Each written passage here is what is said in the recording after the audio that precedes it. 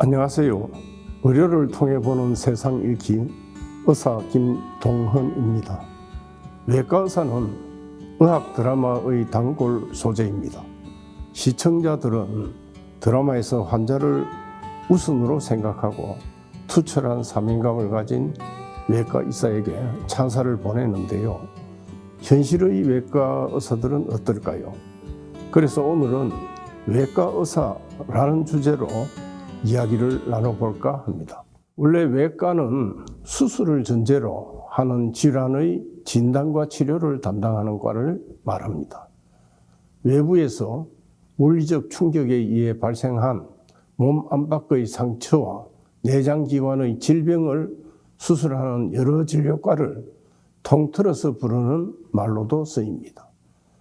21세기에 들어오면서 외과마저 위장관외과, 간담체외과, 대장학문외과, 유방외과, 혈관외과, 소아외과, 외상외과 등으로 세분화되었습니다. 제가 수련을 받던 1970, 80년대에는 외과가 분과가 되지 않고 전 영역을 다 수련을 받았고 또 전문의가 되어서도 외과 전체의 진료를 담당했습니다. 모든 과가 마찬가지겠지만 특히 외과의 수련은 어렵고 매우 혹독한데요. 3일간 환자 곁을 지키다가 쓰러진 경우도 있고 또 몇 시간씩 수술하는 경우도 많았습니다. 또 힘든 과정을 겪고 전문의가 되더라도 외과의사란 직업은 대표적인 3D, 즉 difficult, dangerous, dirty, 어렵고 위험하고 좀 지저분한 이런 업종 중의 하나로 인식되어 있습니다. 최근에는 이런 이유로 외과의 지원을 깊이 하는 의대생이 늘어가고 또 외과와 더불어 소위 메이저과로 알려진 산부인과, 소아청소년과의 지원 역시 감소해서 매우 안타깝게 생각합니다. 그 대신 개업이 상대적으로 쉽고 한 피부과, 안과, 성형외과 그리고 전문의 취득 후 취업도 잘 됐고 수익도 높은 정형외과, 재활의학과, 영상의학과 등에 대한 지망은 넘치다 못해 재수생까지 생기고 있는 실정입니다. 외과 의사로서 최근 의대생들이 너무 편안한 것과 경제적인 측면만 추구하는 것 같아서 섭섭하기도 합니다. 그러나 시대의 흐름을 잘 읽고 거기에 순응해가는 이들을 나무랄 수만은 없습니다. 어쩌면 열악한 의료 환경과 사회적 분위기가 이들을 한쪽으로 내몰고 있는지도 모릅니다. 우리나라는 1977년에 의료보험 제도가 도입됐고 불과 12년 만에 전 세계적으로 유례가 없는 전국민 의료보험 제도를 정착시켰습니다.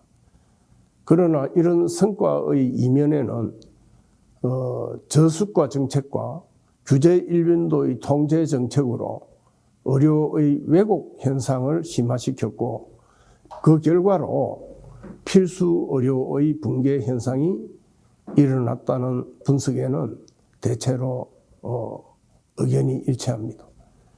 단순히 의사를 많이 늘리면 필수 의료의 붕괴가 해결될 것으로 생각할 수도 있지만 이는 잘못된 판단입니다. 본질은 의사 수에 있는 것이 아니기 때문입니다. 소아과의 오픈런, 응급실 뺑뺑이, 또 외과, 산부인과, 흉부외과 등 의료기관의 휴업, 폐업은 의료제도의 구조적인 잘못으로 인해서 발생합니다. 이 분야의 의사 수가 부족해서 나타난 현상이 아닌 거죠. 이 제도가 뒷받침되지 않으면 아무리 의사 수를 늘려도 해결되지 않는다고 봅니다. 의사는 성인이나 신이 아니며 그들도 부양할 가족이 있고 자신의 행복을 추구할 수 있는 평범한 직업인입니다. 무조건적인 희생을 강요해서는 안 된다는 것입니다. 지금 세계는 또 저마다 중앙정부의 적극적인 지원 아래 반도체, 컴퓨터, 또 로봇, 자동차, 또 원자력 등 국가의 미래 생존을 견인할 최첨단 산업 분야에서 우수한 인재들이 불꽃 튀는 경쟁을 벌이고 있습니다. 그러나 의대 학생 수가 급격히 늘어나면 우수 학생들이 의대로 쏠리게 될 게 불보듯 뻔한 현실에서 과연 우리나라는 미래 먹거리 경쟁에서 버틸 수 있을까요?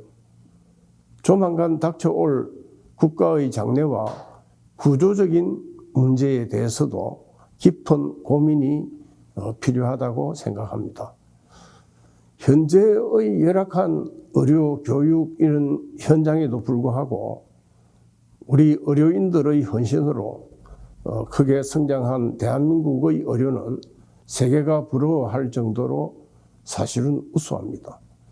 또 코로나 팬데믹 때에는 K-방역과 치료가 세계인의 부러움을 샀고 또 의료인의 영웅적인 헌신에 박수를 보내기도 했습니다. 이런 세계 최고의 의료 수준은 그냥 우물쭈물 이루어지는 것이 아니고 우리나라 의료인들이 그 자긍심을 바탕으로 피나는 노력과 희생의 결과로 얻어졌다고 봅니다. 특히 열악한 환경에도 불구하고 강한 통찰력과 사명감으로 무장하고 나라의 미래를 위해 헌신하고 봉사하는 멋진 우리 후배 의사들의 소식들이 자주 전해지고 있고 매우 흐뭇하기도 합니다. 이들이야말로 참 이사고 우리나라 의료의 희망이기도 합니다. 이들은 소수지만 또 소수정예로 키워내야 합니다. 문제가 있는 현행 제도를 과감하게 손질하는 특단의 정책 개발을 모색해야 합니다. 전공이 이들은 돈벌이의 화신도 아니고 파업의 전문가도 아니며 실제로 떼돈을 벌 수도 없습니다. 그저 세상에 도움이 되고 싶은 우리의 착한 이웃이고 아픈 환자를 돌보는 선량한 이런 시민일 뿐입니다.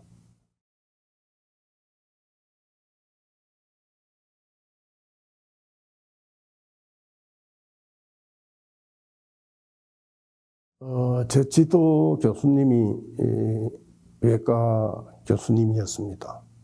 학교 다닐 때. 그래서 교수님이 하는 수술과 여러 가지 연구 활동을 도와드리면서 이 외과가 참으로 훌륭한 과구나. 특히 이제 환자의 생명을 살리고 또 연구도 깊이 있게 하는 이런 훌륭한 과구나. 그런 게 제 1번 계기가 됐고요. 또 하나는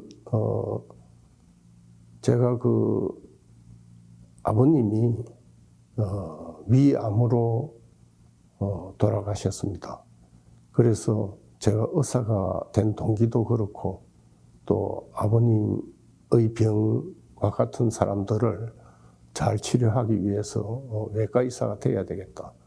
그래서 참으로 환자를 실제적으로 도와주고 잘 살리고 하는 과가 외과 의사다. 그런 생각을 해서 외과를 하고 싶어 했고, 다행히 우리 지도 교수님과 또 여러 교수님들의 지도 덕분으로 제가 외과를 하게 되었습니다.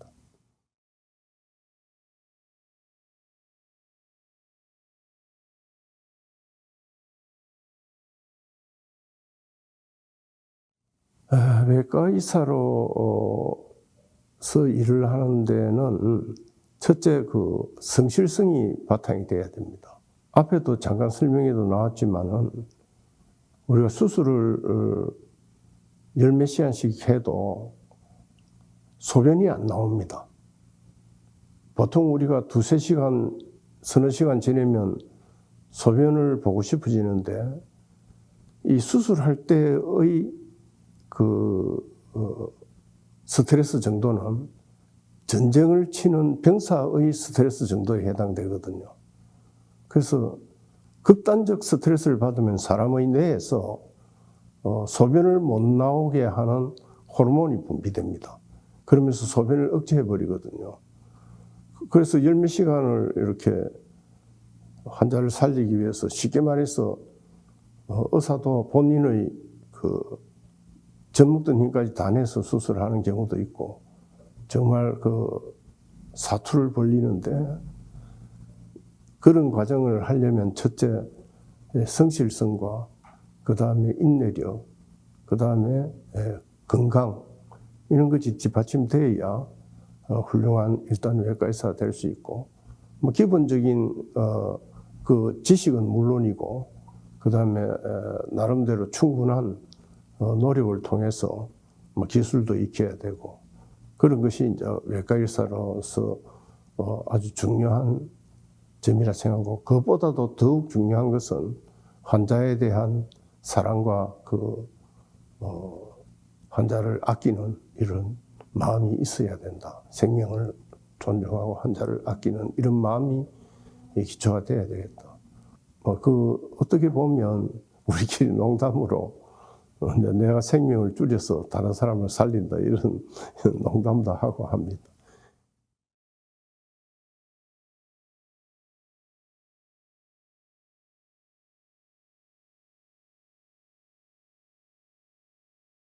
아주 산과 언덕을 넘는 거나 마찬가지죠.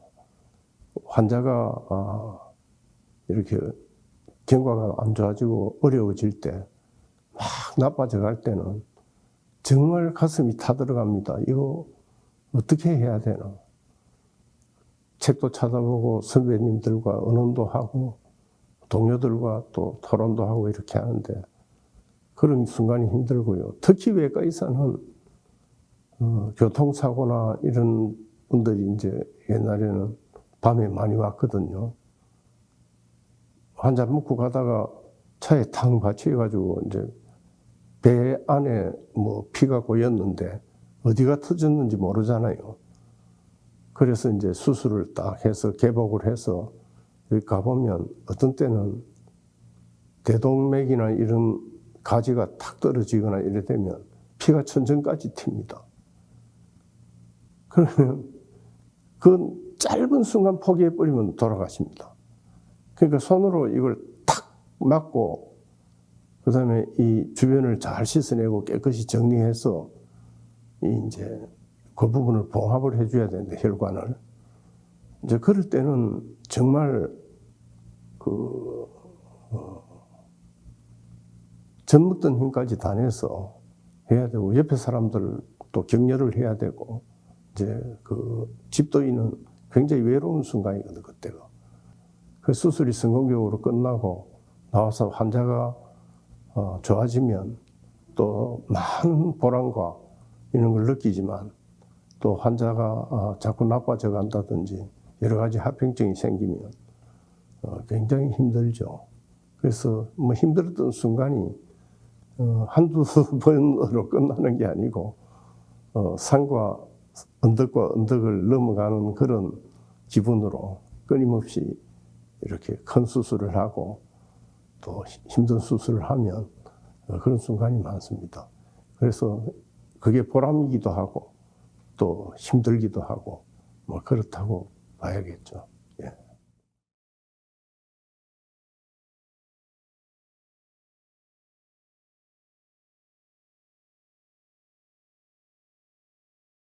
예, 뭐 여러 가지 힘든 순간들이 와도 평소에 여러 가지 배운 지식과 또 학회나 나름대로 선배 혹은 은사님들에게 배운 모든 지식을 총동원해서 이제 그 힘든 순간을 극복해 나가야죠. 뭐 저는 항상 그렇게 생각합니다. 진인사 대천명이다. 사람은 결국 사람이 신이 아니기 때문에 최선을 다하는 것이 결국 자기의 임무라고 생각하고 최선을 다하고 그 다음에 하늘의 뜻을 기다린다. 그게 가장 적절한 표현이 아니겠나 그렇게 생각합니다.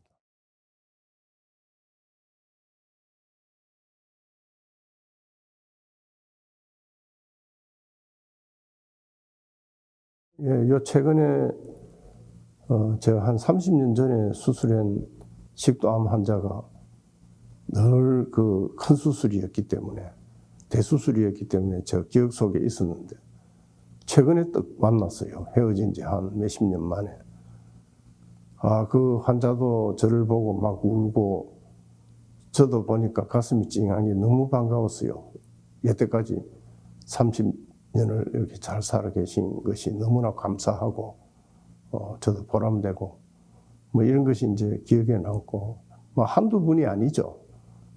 무수히 많은 분들이 있는데 특히 기억에 남는 분은 또 제가 그 간암 수술을 했는데 이분도 이제 지금 한 31년 전에 간암 수술을 했는데 아직 잘 계시더라고요.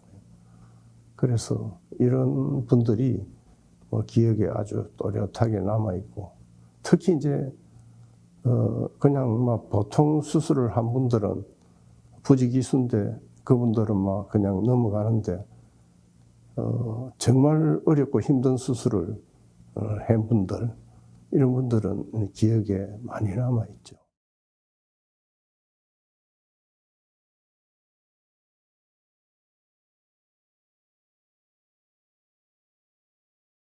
예, 환자에 대한 사랑은 기본이고요. 기본이고, 그 다음에 역시 의료 수련 기간이 그 레지던트로 다 끝나는 게 아닙니다. 우리 같은 경우는 옛날에 우리나라 의료가 서양이나 선진국에 비해서 많이 처져 있었기 때문에 외국에 가서 보고 오기도 하고 여러 가지 노력들을 했습니다. 그리고 이렇게 이제 끝까지 노력하고 공부하는 이런 의사가 좋은 외과 의사라고 생각하고요. 일품 요리를 하듯이 훌륭한 이 수술을 해내고 또 환자를 잘 케어하는 그런 의사가 면서 마음은 따뜻하고 또 환자를 사랑하는 이런 의사가 되면 좋은 외과 의사라고 생각을 합니다.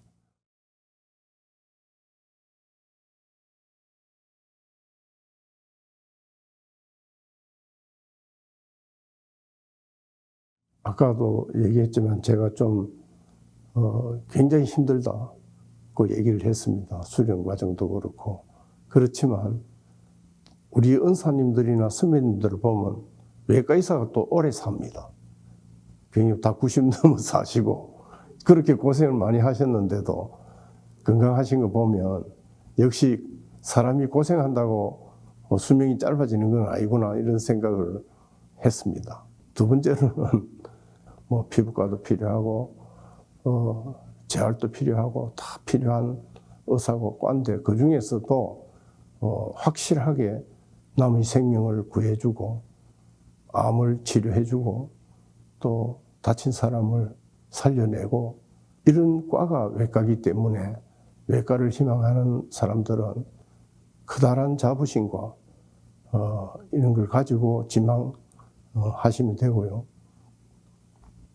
어쨌든 우리가 세상에 태어나서 자기 나름대로의 연극에서 배우가 된다고 생각했을 때 내가 무슨 역할을 하고 갈 것인가 이걸 생각했을 때 그래도 우리가 세상에 태어난 이유는 남에게 잘 봉사하기 위해서 이 세상에 왔다고 생각한다면 외과 의사로서 많은 도움을 줄 수 있는 그런 의사가 되면 좋지 않겠나 그렇게 생각을 하면서 외과를 지망하는 선생님은 잘 생각하셨다 그렇게 말씀을 드리고 싶습니다.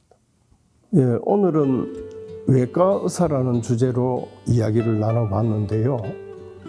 외과 의사들이 안정적인 진료를 할 수 있도록 필수 의료 기반을 강화하기 위한 지원 대책이 필요해 보입니다.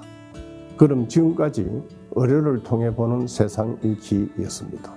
시청해 주신 시청자 여러분 대단히 감사합니다.